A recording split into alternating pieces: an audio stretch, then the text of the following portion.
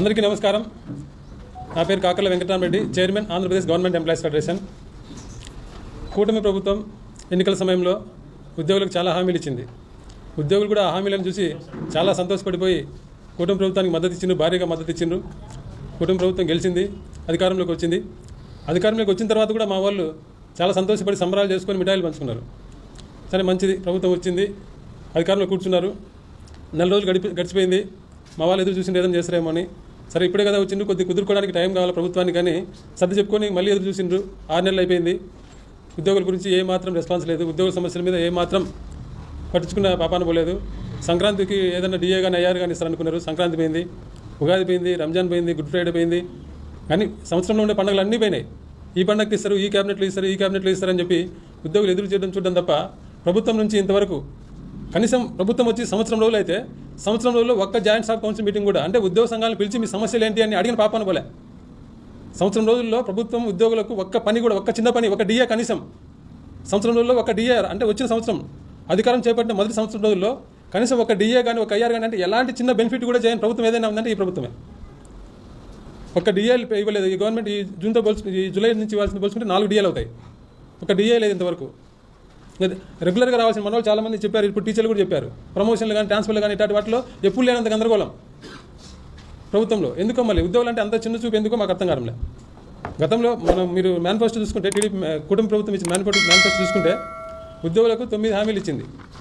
గతంలో మేము నవరత్నాలు అమలు చేసినాం. మాకు ఈ 9 హామీల రూపంలో కుటుంబ ప్రభుత్వం నుంచి నవ మోసాలు ఎదురవుతున్నాయి. ఉద్యోగులు నవ మోసాలకు గురవుతున్నారు.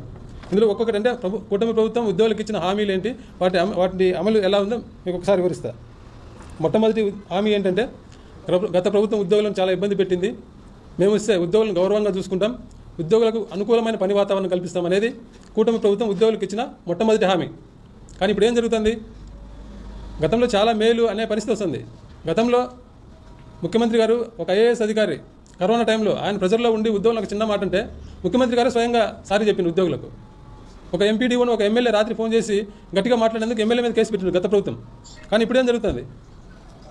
అసలు ఇప్పుడు ఉద్యోగులు ఎంత హీనంగా చూస్తున్నారు అంటే ఉద్యోగులు దొంగలాగా చూస్తున్నారు. ఇప్పుడు సచివాలయ ఉద్యోగులు వాలంటీర్లు చేయాల్సిన పని, అంతకుముందు వాలంటీర్లు ఇంటింటికి తిరిగి పెన్షన్లు పెంచేవారు. వాలంటీర్లు తీసేచ్చే వాలంటీర్లు చేయాల్సిన పని వీళ్ళు సచివాలయ ఉద్యోగులు భుజాన వేసుకొని వాళ్ళు తెల్లారుజామున 3కు 4కు లేసి ఇల్లు తిరిగి పెన్షన్ ఇస్తుంటే, పెన్షన్ ఇచ్చిన తర్వాత ఐవీఆర్స్ కాల్స్ అని చేస్తారు పెన్షన్ బెనిఫిషరీస్కు. పెన్షన్ ఇచ్చేటప్పుడు ఉద్యోగి మిమ్మల్ని లంచం అడిగారా, ఎంత అడిగిండు, ఇవన్నీ అంటే ఉద్యోగులు అంత అవమానించాలనా? గతంలో వాలంటీర్లు ఇచ్చినప్పుడు కూడా అట్లా ఎవరు అడగలే, మీ దగ్గర వాలంటీర్ డబ్బులు తీసుకున్నారని. రెగ్యులర్ ఉద్యోగులు ఇంత అవమానకరంగా ఐవీఆర్స్ కాల్ చేయడం, లంచం తీసుకున్నారంటే వాళ్ళు అంతా ముస్లిం మతకాలు, వాళ్ళకేం తెలుస్తుంది? ఒకటి నొక్కితే తీసుకున్నట్టు, 2 నొక్కితే తీసుకున్నట్టు. అంటే వాళ్ళు ఏదో ఒకటి నొక్కితే మీరు లంచం తీసుకున్నారని ఉద్యోగులకు మేమో ఇవ్వడం. ఇంత ఘోరమైన అవమానం ఏంటి ఉద్యోగులకు? ఎప్పుడైనా ఇంత దారుణం ఎప్పుడైనా చూసినాం మనం? ఇదే ఉద్యోగులు గౌరవించే పద్ధతి? ఇదే ఉద్యోగులకు అనుకూలమైన పని వాతావరణం ఇదే? అలాగే టీచర్లు స్కూల్ స్ట్రెంత్ గురించి ఒక లెక్క ఇచ్చా, అది తప్పు లెక్క అని ఒక ఎంఆర్ఓ, మళ్ళీ రెవెన్యూ వాళ్ళు వచ్చి వీళ్ళు చెప్పిన స్టూడెంట్స్ నెంబర్ కరెక్టేనా కాదని ఎంఆర్ఓ వాళ్ళు వచ్చి, రెవెన్యూ వాళ్ళు వచ్చి మళ్ళీ దాని మీద తనిఖీ చేసి, అంటే టీచర్ల మీద నమ్మకం లేదు, టీచర్లు ఇచ్చే లెక్కలు కరెక్ట్ కాదని టీచర్ల మీద నమ్మకం లేదు, వాళ్ళని అవమానించడం. ఇంకా ఇప్పుడు ఒక పార్టీ నాయకులు వచ్చి ఆఫీసులో కూర్చొని రివ్యూలు చేసి పలానా పార్టీ వాళ్ళకి పనిచేయాలి. ఉద్యోగులు ఎక్కడ ఫ్రీగా పనిచేసే పరిస్థితి ఎక్కడుంది? ఇప్పుడు మంత్రులే స్వయంగా మా పార్టీ వాళ్ళు వచ్చి మీరు టీ ఇచ్చి కాఫీ ఇచ్చి పనిచేయాలి, లేకపోతే మీ సంగతి తెలుసామని అంటే ఇది ఉద్యోగులు అనుకున్నమైన పని వాతావరణమా? ఉద్యోగులు గౌరవించే పద్ధతి ఇదా? అన్నిటికంటే మించింది ఏంటంటే పరాకాష్టంగా ఉద్యోగులను ఇంత దారుణంగా అంటే ఉద్యోగ వ్యవస్థనే, అధికార వ్యవస్థనే నాశనం చేసే చర్య ఏంటంటే పోలీసుల మీద కౌంటర్ కేసు పెట్టడం. పోలీసులు పెట్టిన కేసు తప్పుడు కేసు అని ఎవరు చెప్పాలి? అది కోర్టు చెప్పాలా? కోర్టులో కేసు పెండింగ్ ఉండగానే అసలు ఆమె ఇచ్చిన కంప్లైంట్ ఇది ఇక్కడొక్కడే కాదు, వేరే స్టేట్లో కూడా ఆమె మీద కంప్లైంట్ ఉన్నాయి. అలాంటి వివాదాస్పద నటి ఒకటి ఇచ్చిన కంప్లైంట్ మీద నా మీద తప్పుడు కేసు పెట్టిన కంప్లైంట్ ఇచ్చే పోలీసులు ఎంతమంది, డీజీపీ స్థాయి అధికారి, ఐపీఎస్లు, మామూలు సిఐలు ఎంతమంది మీద కౌంటర్ కేసు పెడితే ఇంకా పోలీసులు ఎట్లా పని చేస్తారు? ఇప్పుడు ఈ గవర్నమెంట్లో పెట్టిన కేసులన్నీ రేపు గవర్నమెంట్ మారితే ఈ తప్పుడు కేసులు అంటే ఇప్పుడుంటే పోలీసులు సగం పోలీసులు జైలుకి పోవాలా? అంతేనా? అంటే పోలీసులు ఇట్లాంటి అడ్డం పెట్టుకొని పోలీసులు మీరు చెప్పినట్టు ఆడించుకోవడానికి, పోలీసు వ్యవస్థను నాశనం చేయడానికి కదా ఇది. నిన్ననే చూసిన మనం గుంటూరులో యాక్షన్ జరగానే ఎస్పీ గారు ఒక మాట చెప్పారు, మళ్ళీ 2 రోజులకు మార్చారు. రేపు ప్రభుత్వం మారుతుంది, పెట్టిన తప్పుడు కేసు అంటే అక్కడ పోలీసు వాళ్ళు ఎవరు కాపాడతారు? ఇంత దరిద్రంగా పోలీసు వ్యవస్థను ఇంత దరిద్రంగా నీచ స్థాయికి దిగదార్స్తారా? ఇదేనా ఉద్యోగులు గౌరవించే పద్ధతి? ఉద్యోగులకు అనుకూలమైన పని వాతావరణం ఇదేనా? పోలీస్ సంఘం వాళ్ళు ఏం చేస్తారో అర్థం కాదు. ఏదైనా ప్రతిపక్షంలో ఒక మాట అంటే ఏదైనా అంటే ఇంత తెగుతారు. మళ్ళీ ఇంత ఘోరంగా ఇట్లాంటి కౌంటర్ కేసులు పెట్టి అరెస్ట్ చేసి సస్పెండ్ చేస్తుంటే వాళ్ళే మాట్లాడడంలే. అందరికీ భయం ప్రభుత్వం అంటే. ఇంత టార్గెట్ చేసి ఎవరన్నా అనుకూలంగా ఉంటే వాళ్ళకి పోస్టింగ్లు ఇవ్వడం నెలల తరబడి. సచివాలయంలో నాకు అనుకూలంగా ఉంటారని ముగ్గురికి 8 నెలలు పోస్టింగ్ ఇవ్వలే. ఏంటంటే నాకు ఎవరు పద్ధతి ఇవ్వకూడదు, నా పక్కన ఎవరు నిలబడకూడదు, నాతో పాటు ఎవరు రాకూడదు, భయపెట్టాలా? ఇదే నా ఉద్యోగులను గౌరవించే పద్ధతి, ఉద్యోగులకు అనుకూలమైన పరిమాతం ఇదేనా? కాబట్టి మొదటి హామీ ఎంత అద్భుతంగా అమలవుతుందో మీ అందరికీ క్లియర్గా చెప్పిన. ఇంకా రెండోది, సిపిఎస్ జిపిఎస్ విధానాన్ని సమీక్షించి అందరికీ ఆమోదయోగ్యమైన ఒక నిర్ణయం తీసుకుంటామని చెప్పారు. దీని మీద పర్టికులర్గా జనసేన అధ్యక్షుడు డిప్యూటీ సీఎం పవన్ కళ్యాణ్ గారు చాలా స్పష్టంగా చెప్పిండ్రు. గతంలో మాదిరిగా వారానికి 2 వారాలకు చేసే పని మేము హామీ ఇవ్వము, అది వారం 2 వారాలు అయ్యే పని కాదు, కనీసం ఒక సంవత్సరం రోజుల్లో, ఖచ్చితంగా సంవత్సరం రోజుల్లో అయితే దీనికి ఒక పరిష్కారం చెప్తామన్నారు. మళ్ళీ ఇప్పుడు సంవత్సరం దాటిపోయింది, ఏం పరిష్కారం చెప్పారు? పరిష్కారం సంగతి పక్కన పెట్టు, కనీసం పరిష్కారం చేయాలనే ఆలోచన ఉందని ప్రభుత్వం నిరూపించుకోవాలి కదా. కనీసం ఇంతవరకు కమిటీ చేయడం కానీ, కనీసం సిపిఎస్ ఉద్యోగులను పిలిచి ఆ సంఘాలను పిలిచి ఏం కావాలి, మీరు ఏం కోరుకుంటున్నారు, జీపీఎస్ కంటే మెరుగ్గా మీకు ఏం కావాలి అని అడగడం కానీ అసలు దాని గురించి పట్టించుకున్నారు అసలు? రెండోది అది పోయింది. మూడోది మెరుగైన పీఆర్సీ ఇస్తామని చెప్పారు. మెరుగైన పీఆర్సీ ఇస్తామని చెప్పిన వాళ్ళు పీఆర్సీ కమిషన్ అంటే పాత ప్రభుత్వం పీఆర్సీ కమిషన్ అపాయింట్ చేసింది. అపాయింట్ చేసిన పీఆర్సీ కమిషనర్ రిజైన్ చేసింది. ఎందుకు రిజైన్ చేసిందో ఎవరికి తెలియదు. ఆయన రిజైన్ చేసి సంవత్సరమైంది. సంవత్సరమైనా కూడా రిజైన్ చేసిన పీఆర్సీ కమిషనర్ స్థానంలో కొత్త పీఆర్సీ కమిషనర్ ఇంతవరకు అపాయింట్ చేయలే. ఇంకా మెరుగైన పీఆర్సీ ఎప్పుడు ఇస్తారు? మీరు పీఆర్సీ కమిషన్ని అపాయింట్ చేయకుండా మెరుగైన పీఆర్సీ ఇస్తామంటే ఎప్పుడు ఇస్తారు? ఇంకా పీఆర్సీని లేట్ చేయడానికే కదా పీఆర్సీ కమిషనర్ అపాయింట్ చేయకుండా ఉన్నారు. అది అంతే. ఇంకా అధికారం చేపట్టిన వెంటనే ఐఆర్ ఇస్తామని చెప్పారు. వెంటనే అంటే ఎన్ని రోజులు? నేను లాస్ట్ మీటింగ్లో కూడా చెప్పాను. వెంటనే అంటే నెల, 2 నెలల, సంవత్సరమా, 2 నెలల, లేదంటే 5 ఏళ్ళ? సంవత్సరం దాటిపోయింది. గతంలో 2019 కూడా అప్పుడు ప్రభుత్వం హామీ ఇచ్చింది. అప్పుడు ప్రభుత్వం ఏం చేసింది? ఫస్ట్ క్యాబినెట్లోనే, అధికారం చేపట్టిన ఫస్ట్ క్యాబినెట్లోనే 27% ఐఆర్ను ఉద్యోగులకు శాంక్షన్ చేసి జూలై 1 నుంచి 2019 జూలై 1 నుంచి ఉద్యోగులకు ఐఆర్ ఇచ్చింది. ఇప్పుడు వెంటనే అన్నారు సంవత్సరం దాటిపోయింది, ఐఆర్ గురించి అతిగతి లేదు. ఆ హామీ గోవిందా. 1వ తేదీ జీతాలు ఇస్తామని చెప్పారు. గత ప్రభుత్వంలో ఇవ్వడం లేదని. కరోనాకు ముందు, యాక్చువల్గా కరోనా ముందు అందరికీ 1వ తేదీ జీతాలు వచ్చాయి. కరోనా తర్వాత ఇబ్బందికర పరిస్థితుల్లో కొందరికి లేట్ అయినాయి. గత ప్రభుత్వంలో కొందరికి మాత్రమే, ఏది టీచర్లకు, పెన్షనర్లకు కొందరికి లేట్ అయినాయి. మా సచివాలయం ఉద్యోగులకు ఎప్పుడు 6 నెలలకు, సంవత్సరంలో 1-2 రోజులు మాత్రమే, 1వ తారీఖు కాకుండా 2వ తారీఖు, 3వ తారీఖు పడేది. కానీ ఇప్పుడు అందరికీ లేట్ అవుతున్నాయి. 1వ తారీఖు ఇస్తామని చెప్పారు. ఇప్పుడు ఎవరికి? మా సచివాలయ ఉద్యోగులు కూడా 1వ తారీఖు పడడంలే. ఈ 6 నెలల్లో మీరు చూసుకోండి, గత 6 నెలల్లో కేవలం 1 నెల మాత్రమే 1వ తారీఖు వేశారు. మిగతా 5 నెలలు 1వ తారీఖు పడలేదు జీతం. అది ఈ హామీ అంతే. ఇంకా బకాయిలు, ఉద్యోగులకు రావాల్సిన బకాయిలు చెల్లిస్తామని చెప్పారు. వాళ్ళు ఇచ్చిన, గవర్నమెంట్ ఇచ్చిన ఫైనాన్స్ డిపార్ట్మెంట్ మీద ఇచ్చిన శ్వేతపత్రంలోనే ఉద్యోగులకు సుమారుగా 22,000 కోట్ల బకాయిలు ఉన్నాయని చెప్పారు. 22,000 కోట్ల బకాయిలు ఉన్నప్పుడు దశల వారీగా, అంటే అన్నీ ఒకసారిగా చేయమని ఎవరు కోరుకోవడం లేదు. అది కోరుకోవడం, అడగడం కూడా కరెక్ట్ కాదు. కనీసం దశల వారీగా, అంటే ఈ 2 నెలలకు ఇంత, 3 నెలలకు ఇంత, లేదా ఈ సంవత్సరానికి ఇంత, ఏదో ఒకటి అసలు కనీసం స్టార్ట్ చేయాలి కదా. సంవత్సరం అయింది మీరు వచ్చి, సంవత్సరం రోజులు అది బకాయిలు అసలు పట్టించుకోలేదు.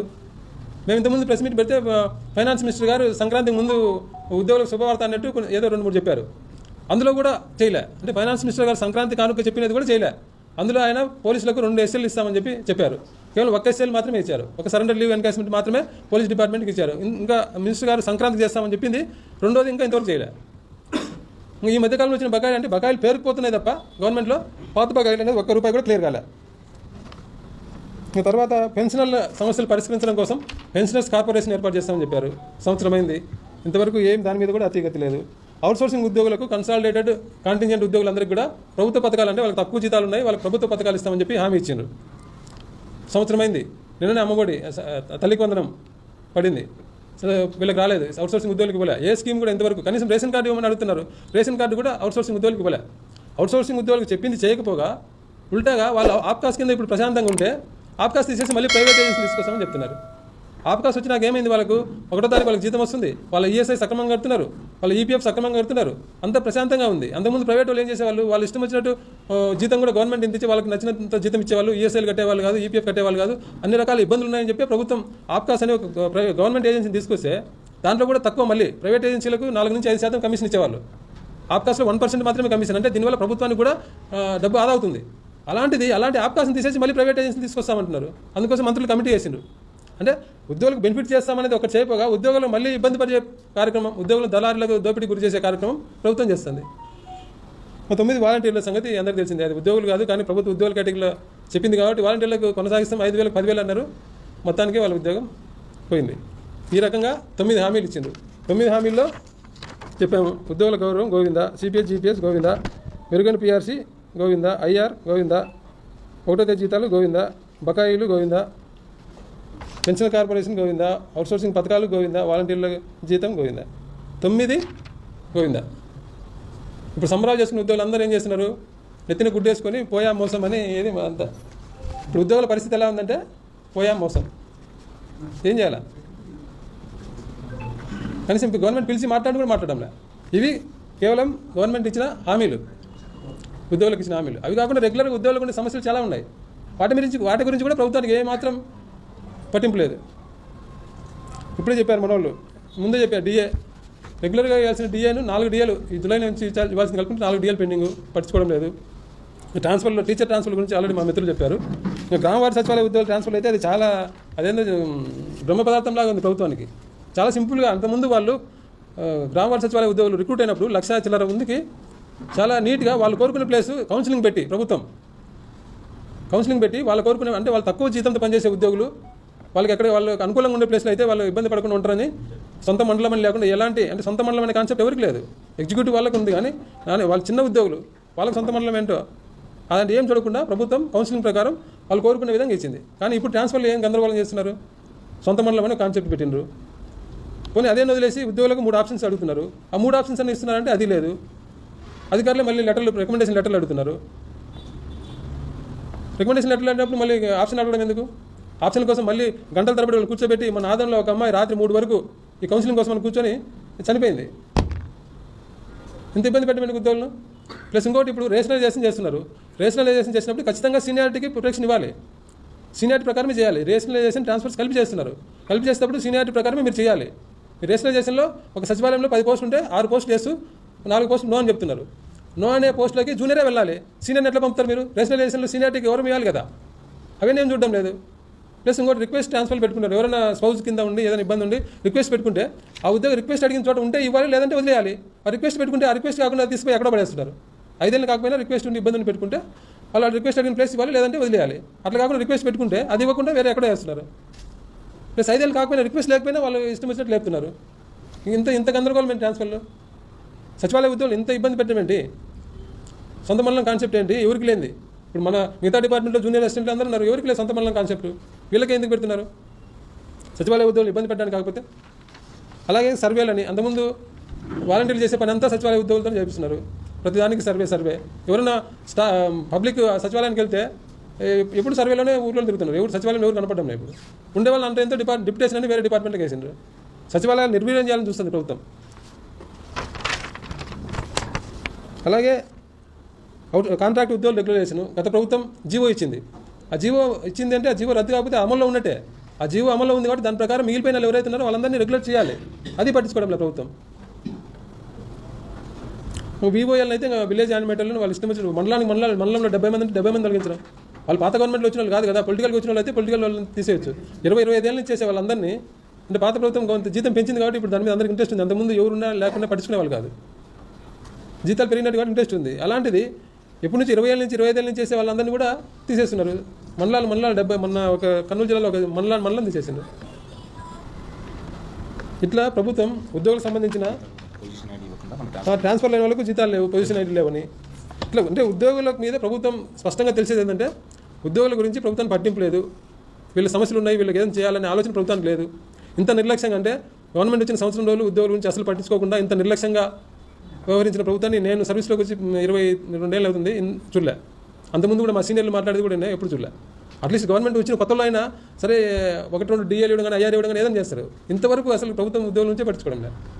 అంటే ఉద్యోగులు రోడ్డు ఎక్కితే కానీ ప్రభుత్వం స్పందించదే అర్థం కావడం లేదు. రోడ్డు ఎక్కాలని కోరుకుంటుందా ప్రభుత్వం? ఉద్యోగులు రోడ్డు ఎక్కితే తట్టుకుంటుందా? పోయినసారి చూశారు కదా బీఆర్టీఎస్లో ఎట్టుందో, అలాంటిదే కోరుకుంటుందా ప్రభుత్వం? ప్రభుత్వం ఇప్పటికైనా కూడా ఉద్యోగుల పట్ల ఉద్యోగుల సమస్యల పట్ల దృష్టి పెట్టి ఒక జాయింట్ స్టాఫ్ కౌన్సిల్ మీటింగ్ పెట్టాలని కోరుతున్నాం. ఇమీడియట్గా 4 డిఏలు పెండింగ్ ఉన్నట్లో కనీసం 2 డిఏలు ఇవ్వాలని చెప్పి మీ ద్వారా ప్రభుత్వాన్ని కోరుతున్నాం. అలాగే పీఆర్సీ కమిషన్ వెంటనే పీఆర్సీ కమిషన్ అపాయింట్ చేయాలని కోరుతున్నాం. ఐఆర్ 2023 నుంచి జూలై నుంచి ఇంప్లిమెంట్ కావాలి. 12 పీఆర్సీ 2 ఏళ్ళు అయిపోయింది. పీఆర్సీ లేట్ అవుతుందని ఐఆర్ ఇస్తారు ఇప్పుడు ఎవరైనా కూడా. గత ప్రభుత్వంలో ఏమన్నారంటే వాళ్ళు మేము పీఆర్సీనే 2024 జూలై నుంచి ఇంప్లిమెంట్ చేస్తామని చెప్పి మేము చాలా గట్టిగా ఫైట్ చేసినప్పటికీ లేదు మేము పీఆర్సీ జూలై నుంచి ఇస్తామని గట్టిగా చెప్పారు కాబట్టి మేము ఆ రోజు సరే అన్నాం. ఒకవేళ జూలై నుంచి ఇవ్వకపోతే కనీసం ఐఆర్ని అడిగేవాళ్ళం. ఇప్పుడు 2 ఏళ్ళు అయింది పీఆర్సీ టైం అయిపోయి, అయినా ఐఆర్కి దిక్కులేదు. ఇప్పటికైనా ప్రభుత్వం వెంటనే ఉద్యోగులకు ఐఆర్ ఇవ్వాలని చెప్పి మీ ద్వారా ప్రభుత్వాన్ని కోరుతున్నాం. అలాగే కాంట్రాక్ట్ ఉద్యోగులు మిగిలిపోయిన వాళ్ళందరినీ కూడా రెగ్యులర్ చేయాలని చెప్పి కోరుతున్నాం. అలాగే పెండింగ్ బకాయిలు, ఉద్యోగులకు ఇచ్చిన పెండింగ్ బకాయిలన్నీ ఒక షెడ్యూల్ ఇచ్చి అన్నీ ఒకసారి ఇవ్వడం ప్రభుత్వానికి భారం అయిపోయింది. ఆర్థిక పరిస్థితి మాకు కూడా తెలుసు. ఒక షెడ్యూల్ ఇచ్చి మీరు ఎన్ని రోజులు చేయగలరో, ఇప్పటికిప్పుడు ఇవ్వమని ఎవరు ఏ ఉద్యోగం కోరుకోవడం లేదు, ఎన్ని రోజుల్లో చేయగలరో దాని ప్రకారం ఒక షెడ్యూల్ ఇచ్చి చేయండి అని చెప్తున్నాం. అలాగే అవుట్సోర్సింగ్ ఉద్యోగులకు ప్రభుత్వం ఇచ్చిన హామీ ప్రకారమే ప్రభుత్వ పథకాలు ఇవ్వాలి, రేషన్ కార్డులు ఇవ్వాలి. అలాగే వాళ్ళని ఆప్కాస్ కిందే కొనసాగించాలని చెప్పి కోరుతున్నాం. వాళ్ళు ఎందుకంటే వాళ్ళు టెంపరీ ఉద్యోగులు కాబట్టి రోడ్డు మీదకి వచ్చి ధర్నా చేయాలని ప్రభుత్వం ఏమైనా చేయొచ్చు అనుకుంటుంది. అది చాలా తప్పు. వాళ్ళ చిన్న ఉద్యోగులు ఉసురు తీసుకోవద్దని చెప్తున్నా, ప్రభుత్వానికి విజ్ఞప్తి చేస్తున్నా. ఆప్కాస్ కింద వాళ్ళు కొనసాగించాలని చెప్పి కోరుతున్నా. పెండింగ్ బకాయిలను ఇవ్వాలని చెప్పి కోరుతున్నాం.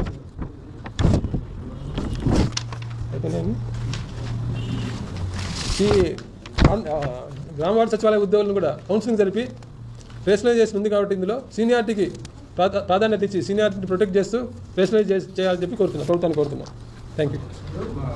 ట్రాన్స్ఫర్స్ విషయంలో హెల్త్ కండిషన్ కానీ పౌర్ కేసు కానీ పరిగణలోకి తీసుకోకుండా వాళ్ళు ఉంచుకున్నటువంటి కేసు కాకుండా పొలిటికల్గా వ్యక్తులకు వేరే వాళ్ళను అభ్యర్థులు పెట్టడం అట్లా చేస్తున్నారు.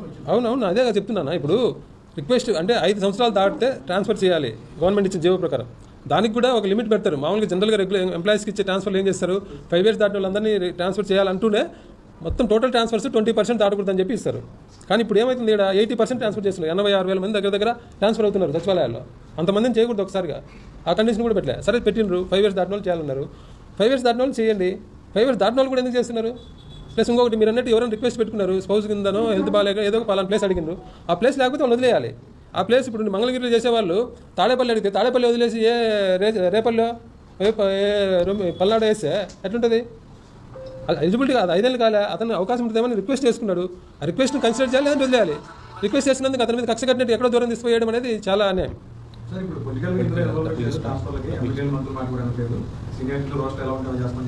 ఎవరు అట్లా లేదు, అట్లా చేయడం లేదనే కదా. ఎక్కడ చేస్తున్నారు చెప్పమండి. సీనియారిటీ ప్రకారం అంటే సీనియర్ కోరుకున్న ప్లేస్ రావాలి.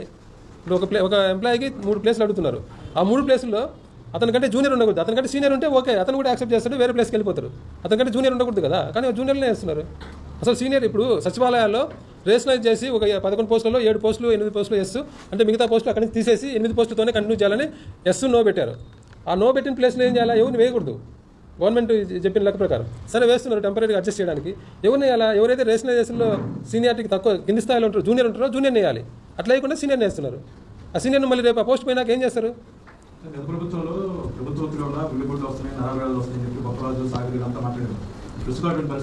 ఇప్పుడు ఇప్పుడు మీరు రోజు పేపర్లు చూడండి. ఇప్పుడు మీ దగ్గర నేను టైం చూపిస్తాను, మా దగ్గర వాట్సాప్లో ఖచ్చితంగా. అంటే ప్రభుత్వానికి కొద్ది టైం ఇవ్వాలి కదా అని నేను టైం తీసుకున్నాను. రాగానే పెద్ద వాళ్ళు కూడా కుదురుకోవడానికి పరిస్థితి డబల్ ఉంది ఇప్పుడు. అవి మనం అంటే సంఘాల గురించి నేను మాట్లాడకూడదు, ఎవరి పని అంటే ఆ రకంగా పని చేసుకుందామని వాళ్ళ ఆలోచన ఉండొచ్చు. దాన్ని మనం ఏం తప్పు మేము చెప్పా కాదనా. నేను చెప్పింది స్పష్టంగా మీకు ఉదాహరణతో సహా చెప్పిన. నేను ఎక్కడ అబద్ధం చెప్పలేదు కదా. వాళ్ళంటే ఏదో ప్రభుత్వం దగ్గర కొన్నెన్న పనులు అంటే ప్రభుత్వం దగ్గర కొన్నెన్న పనులు చేసుకోవచ్చు ఇట్లా అని అది కూడా స్ట్రాటజీ ఉంటుంది. అవును అది కాదండి, పోలీసుల మీద కౌంటర్ కేసు. ఇప్పుడు నేను అనేది ఇప్పుడు పోలీసు ఒక కేసు పెట్టి కంప్లైంట్ ఇచ్చారు, కేసు పెట్టాడు. ఆ కంప్లైంట్ కరెక్టా కాదని కోర్టు డిసైడ్ చేయాలి. కోర్టులో పెండింగ్ ఉండగానే పోలీసు పెట్టిన తప్పుడు కేసు అంటే ఇప్పుడు ఈ రోజు పెట్టిన ప్రతి కేసు రేపు ప్రభుత్వం మాట్లాడిన ఎవరో ఒకరు తప్పుడు కేసు అంటారు. ఇప్పుడు అందరూ ఆ పోలీసు వాళ్ళందరి మీద కేసు పెట్టాలా? అది నేను అనేది అంటే పొలిటికల్ ప్రెజర్ అట్లా చేస్తున్నారు. ఈ రకంగా కేసులు పెడితే ఇంకా ఎట్లా పర్ఫెక్ట్గా చేస్తారు? గత ప్రభుత్వంలో కౌంటర్ కేసులు పెట్టలేదు పోలీసుల మీద. ఇప్పుడు